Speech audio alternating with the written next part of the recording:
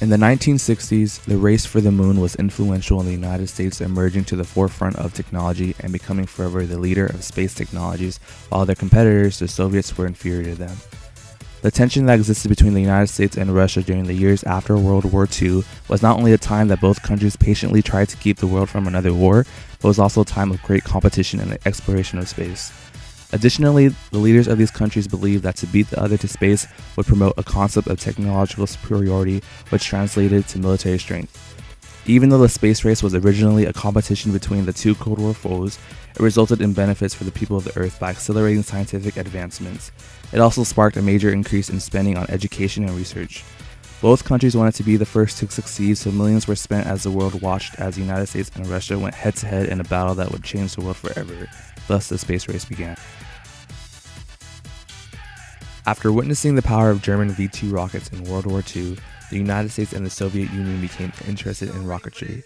At the end of World War II, research on rockets for upper atmosphere research and military missiles was highly extensive. The United States transferred Dr. Wernher von Braun, Germany's leading rocket engineer, into the United States Army. Engineers knew that they would be able to launch a satellite to Earth sooner or later. On October 4, 1957, the space race began with the launch of Sputnik 1. It weighed only 83.6 kilograms and took about 98 minutes to orbit the Earth. It marked the start of a space age. Sputnik 1 carried a battery-operated radio transmitter that beeped as it circled the globe every 95 minutes. The satellite's prime payload was a radio transmitter sending out a harmless beep beep beep signal merely to declare its existence.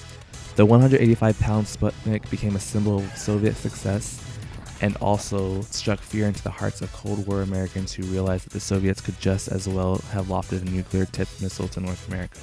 On November 3, 1957, the USSR launched Sputnik 2, which was a much heavier satellite. It carried the first living mammal into space. It was a dog named Laika. Unfortunately, Laika died after 10 days in space. Some of the information sent from the satellite showed that Laika was alive until there was no more oxygen left on board. The dog survived for 100 hours before the oxygen supply in the satellite began to run out. The dog was painlessly put to sleep by remote control. This was the first evidence that living creatures, and perhaps humans, could survive the stresses of space travel. Sputnik 2 re-entered the Earth's atmosphere and burned up on April 14, 1958, after 162 days in space. President Eisenhower announced on November 7, 1957, that James R. Killian would be the first White House science advisor and soon approved $1 billion for the first direct federal aid to education, which was called the National Defense Act. Plans for the establishment of a civilian space agency got underway. On July 29th, President Eisenhower signed the National Aeronautics and Space Act of 1958, authorizing NASA. The United States Army and Navy had ballistic missile projects in progress, and each wanted to be the first to orbit an American satellite. The Navy got first shot on December 6, 1957. The result was a spectacular failure. The Vanguard rocket rose a few feet above the launch pad and then fell back and blew up.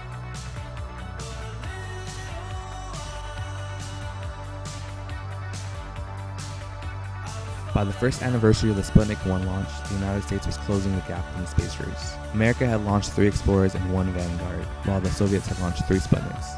However, the Russians could not only claim the first launch of an artificial object, but it could also claim the first launch of a living creature as well. On January 31, 1958, a group of booster pioneers were creating a satellite at Redstone Arsenal in Huntsville, Alabama. They launched the Explorer 1 satellite from Cape Canaveral on a modified Redstone ballistic missile. The 31-pound Explorer 1 was considerably smaller than Sputnik 1, but its orbit was much higher than Sputnik's. Explorer 1 carried a Geiger counter designed to detect the presence of cosmic rays. Eventually, James Van Allen described the discovery as zones or belts of electrically charged particles trapped by Earth's magnetic field. A new competition began on April 12, 1961, when Russian cosmonaut Yuri Gagarin made the first manned spaceflight, an orbital mission in Vostok 1. A month later, NASA astronaut Alan Shepard became the first American in space. He made a brief suborbital flight. On February 29, 1962, astronaut John Glenn became the first American to orbit the planet. On May 25, 1961, President Kennedy set the national goal of landing astronauts on the moon and returning them safely to Earth within the decade.